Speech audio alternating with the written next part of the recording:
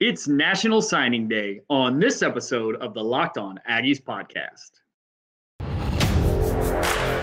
You are Locked On Aggies, your daily podcast on the Texas A&M Aggies. Part of the Locked On Podcast Network, your team every day.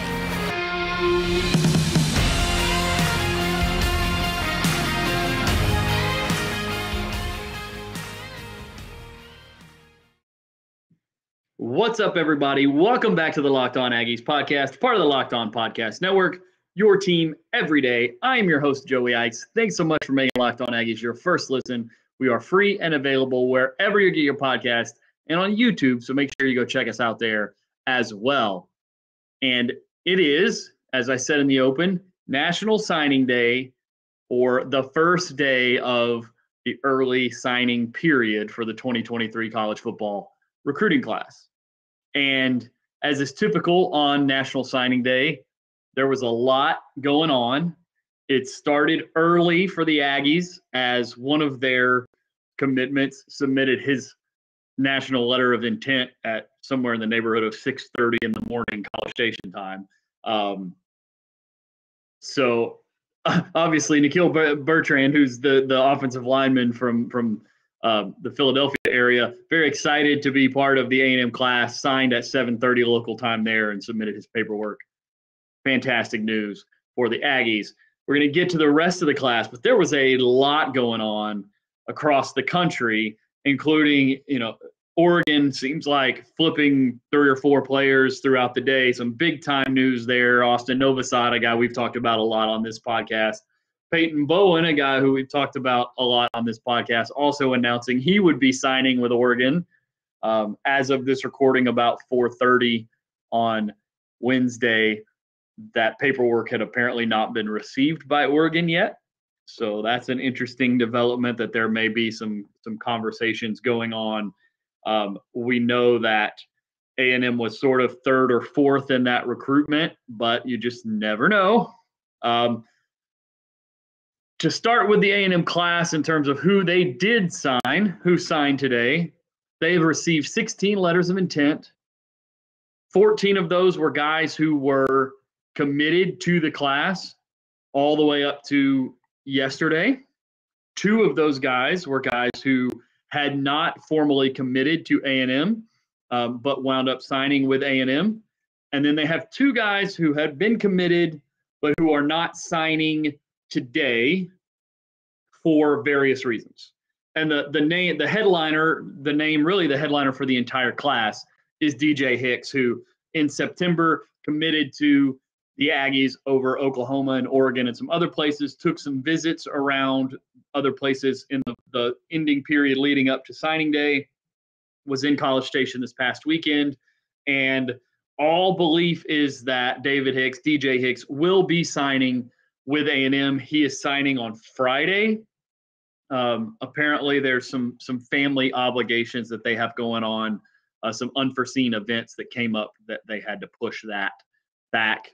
There are whispers about what's going on there, but that's not my story to tell necessarily as to why he decided to sign Friday instead of Wednesday. But DJ is going to sign on Friday, and the guys who are closest to this stuff all say they believe that DJ will sign with the Aggies, even to the extent that on the signing day show on Texags this morning, they had his dad, David Hicks, who is the new head coach at Katy Paytow High School, where DJ Hicks has played his senior year. They had him on the show this morning. So I think it's pretty safe to say, or not pretty safe to say, nothing's ever safe to say until the names are on the paper and the paper is received, as we can see with what's going on with Peyton Bowen. But the assumption right now is that DJ Hicks will sign and will be an Aggie. The other guy who is committed to A&M but has not yet signed is Samu Taumanupepe. Trying to get better at saying his name, because I think he's going to be a really fantastic player for A&M, even though he only carries a 3-star rating. I think he's going to be just unbelievable in the middle of the defense. I think his birthday is coming up in the next couple of days, and his plan is to announce his signing on his birthday. So that's sort of that's going on.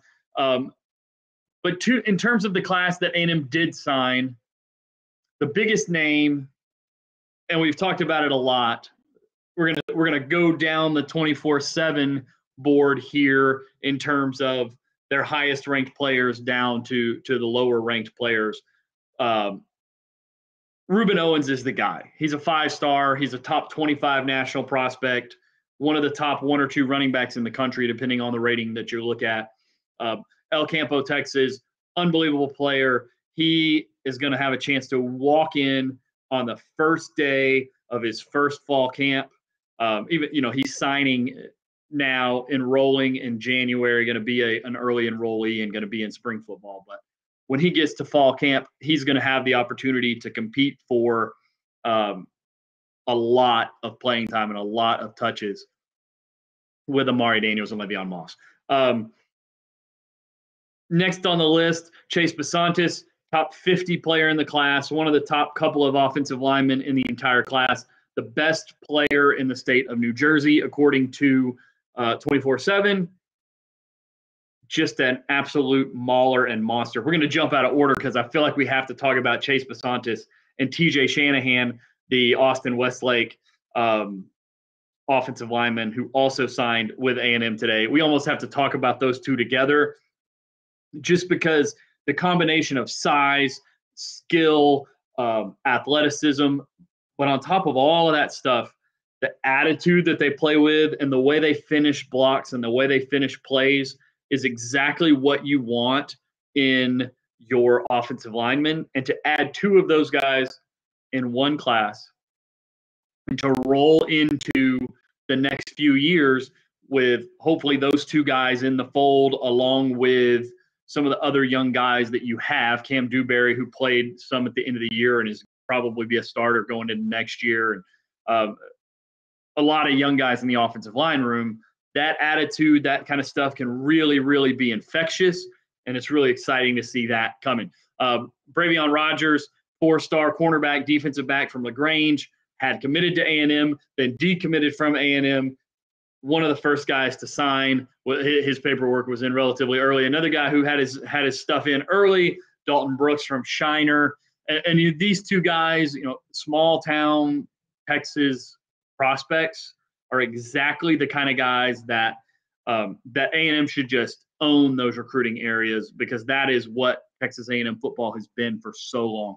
So these 2 top, both of them, Bravion's a top 70 player, Dalton's a top 90 player, 64th and 87th overall in the country, and both top 20 in the state of Texas. And that tells you a lot about those guys. Then you add the one guy who was committed to A&M but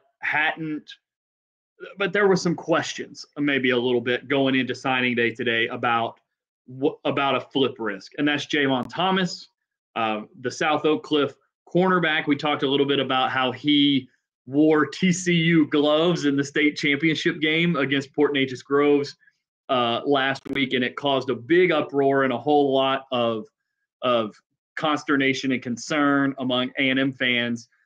Turns out there was TCU made a push, but ultimately signs with A&M today and is, another one of those very highly regarded top 20 players in the state of Texas, just outside the national top 100, and just a really, really, really good, dynamic player who, played on a lot of these guys are the best player or one of the best couple of players on their high school team. And when you have situations like that, you do a lot of different things. You can watch Javon Thomas carry the ball as a running back and catch it as a wide receiver at South Oak Cliff. And that's on a state championship level team at one of the biggest levels in the state. So another really high quality player. Before we continue with the rest of the class and we get to really a group of 3 guys in this next segment that were probably the biggest, most noteworthy late adds in the class. And maybe we'll add a couple more guys to that group that are a little further down the rankings, but also really important late adds, including probably the biggest signing day ad of the class for A&M, or really the biggest signing day ad of the class for A&M. I'm really excited to tell you guys about our friends at BetOnline. BetOnline is the #1 source for sports betting information, statistics, news, and analysis. Get the latest odds and trends for every professional and amateur league out there, from pro football to college bowl season, which we are about to be right in the heat of, to basketball, all of it, college, NBA. We've got it all at betonline.net. If you love sports podcasts, you can even find those at BetOnline as well. We're always the fastest and easiest way to get your betting information. Head to the website today or use your mobile device to learn more. BetOnline is where the game starts. And guys, thanks so much for making Locked On Aggies your first listen today and every day. Make sure you go check out Locked On Sports Today as well. The biggest stories around the sports world in 20 minutes or less, plus instant reactions, game recaps, and Locked On's Take of the Day. Locked On Sports Today, available on YouTube or wherever you get your podcast. Now, back to the A&M recruiting class with Micah Tease. Micah Tease is a 4-star, classified as an athlete by 24/7. He's going to be a wide receiver. And he is one of the top 2 or 3 players in the state of Texas. A lot of people the state of Oklahoma. He's out of Tulsa, Booker T. Washington High School in Tulsa. And he is, one of the best players in the state, and just a really dynamic player with the ball in his hands and down the field. Not a huge guy, listed at 5'11", 180 by 24/7, but a really important add to this A&M class. And we talked a lot in the weeks leading up to the end of the season and as we moved into recruiting season about the lack of skill position players in this A&M class on the offensive side of the ball. And we've already now talked about Ruben Owens, the running back. We've now talked about Micah Tease, a wide receiver, a 4-star wide receiver, top 200 in the nation, top 10 listed athlete, according to 24/7, one of the highest ranked players in the state of Oklahoma. Now we move to Jaden Platt, who is a tight end from Hazlitt Eaton, who has been a long-time commitment to Stanford before earlier this week, after his visit to College Station this weekend, he did decommit from Stanford and flip over and make a commitment to A&M. And you add Jaden, who is a 6'5", 235, according to 24/7 pound tight end. That is a full-grown tight end. And he, even at that weight and that size, he's got the opportunity to come into a college weight program like Texas A&M and really, over the course of the next year or two, really change the way his body is made up and really take advantage of how good he is down the field as a receiver. And on top of that, you watch this guy block, and part of it's being 6'5", 240 at the high school level playing tight end. He just tosses dudes around, even though he's got a lot of technique work to have to do as a blocker, which all of these guys will, because a lot of them come from, being, TJ Shanahan is 6'4", 310. Chase Basantis is 6'5", 290. Jaden Platt is 6'5", 240. And these guys are just bigger and stronger and more athletic than almost every single person they line up across from at the high school level. He's got a lot of work to do technique-wise as a blocker, but just a really dynamic player down the field, and an aerospace engineering major who wants to work for NASA or SpaceX once he finishes playing football. So super intelligent kid, obviously committed to Stanford, decides to come to A&M. Lots of really high-level academics involved there, high-level engineering. One of the the 39th rated player in Texas, the number 11 tight end in the class, and he's going to have time to come in and develop, come in behind the 3 tight ends that committed last year. He's a guy they didn't have to add at this position, but they really targeted him early in the process and then just stayed in contact with him. And then the turnover that happened at Stanford over the course of the last couple of weeks really, I think, opened up the door to allow that to happen.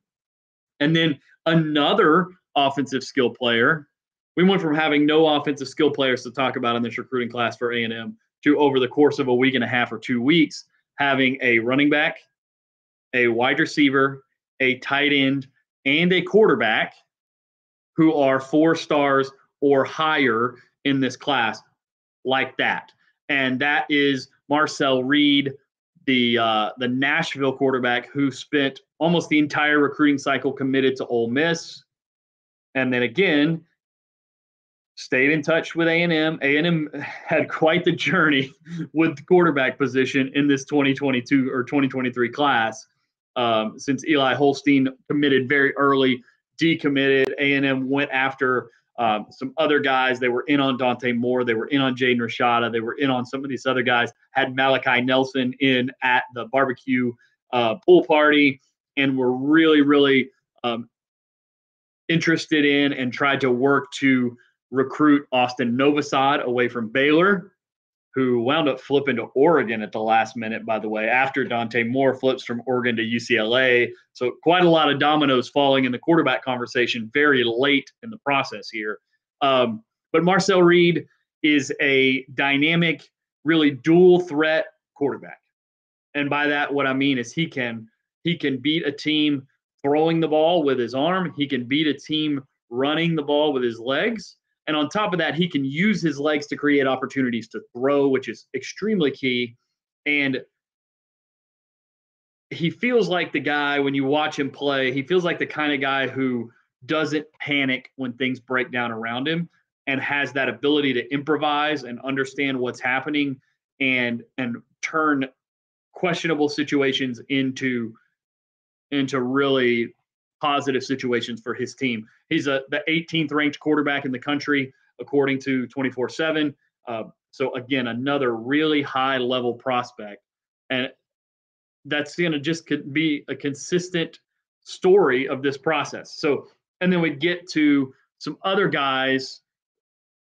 The last 3 sort of late ads that we'll talk about are Ryland Kennedy, who is like a really crazy story of a guy who played like middle school football and then went away from football for a little while. And I don't know the whole story, but behind why he went away from football, but went away from football and went to, I want to say played basketball and track and field. And so 2022 is the only season of high school football that he played as a senior at Mansfield Lake Ridge High School. He's a 6'4", 210+ pound edge rusher. And as the season wrapped up and as these sort of things started to happen, he wound up with a boatload of offers. He wound up with 8 offers: Auburn, Cal, I think Texas was in there. Texas, USC, Washington, all got in on making offers to Ryland Kennedy, and he pretty quickly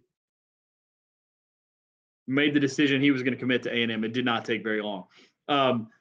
Another guy A&M added late in the process, a flip from Baylor, is Temple linebacker Torian York. And there's a video floating around Twitter of Torian after he committed to A&M a couple of days ago. And you can just see how much it means to him. He's a guy who didn't have a ton of offers for most of his high school career and really didn't have a ton of big time offers. And by that, probably most of his offers were places like Western Kentucky, UTSA, Tulsa, Tulane. Also had an Ole Miss, a Colorado, a Duke, and then obviously was committed to Baylor. And if you know anything about Duke and Baylor, The head coach at Duke is Mike Elko, who used to be the A&M defensive coordinator that had the A&M defense really rolling for a few years before he left last season and was replaced by DJ Durkin. And then Todd Aranda, the head coach at Baylor, is one of the best defensive coaches in the country. Both of those guys were in on Torian York and wanted Torian York to come play for them. He made visits to Duke and Baylor, committed to Baylor, and now he's an Aggie. And you can see it in his conversation and his and the way he talks about this process and the hard work that he put in. When you watch him play, this guy makes every single tackle at Temple, which is a big high school football, a big high school and a big program, that this guy makes every single tackle at 6 foot 220. So little on the shorter end, but size-wise right at weight-wise what a college and even NFL linebacker plays at right now, and makes every tackle. Really great instincts. Chance Johnson, another guy, another linebacker, late offer from A&M, who's actually from College Station High School. And College Station High School is not very old. It's been around, maybe 10 years. And they're one of the best high school football programs in the state. They went to the state championship 2 years in a row, went 13-3 this year and wound up the runner-up in 5A in Texas State 5A playoffs. Went 15-1 in 2021 in Chance's junior year. And Chance is on the track team. Chance is, another one of these linebackers who has connection to A&M, has very local kid, obviously goes to College Station High School. This is a guy who has a chance to be, by the time he finishes his freshman year, going into his sophomore and junior season, has a chance to be playing like much better than the 3-star prospect that he is ranked as right now as we sit while we're analyzing this recruiting class. As we get to the rest of the recruiting class for A&M, we have Colton Thomason, who is a 4-star offensive lineman. He winds up way far down in the show because we got to these other guys who were late ads. But Colton Thomason, another 4-star. Now, you want to talk about a big dude. This guy is 6'8", 325, according to 24/7. And you see him in pictures and on tape next to his high school teammates, and he just looks like a mountain of a dude. Smithson Valley High School went really deep in the playoffs this year.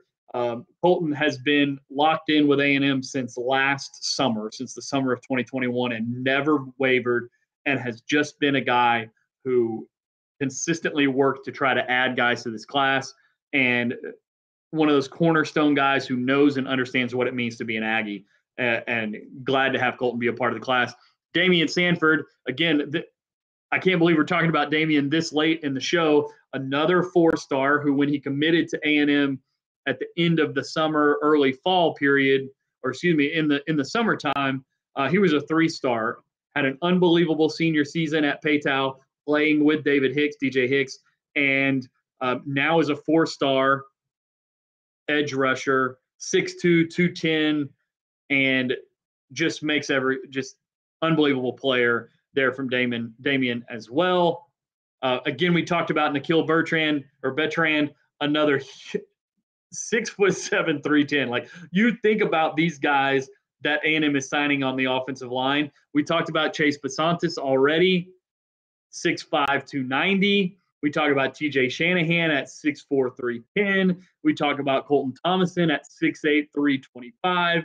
And we talk about Nikhil Bertrand at 6'7", 310. Just massive, massive human beings.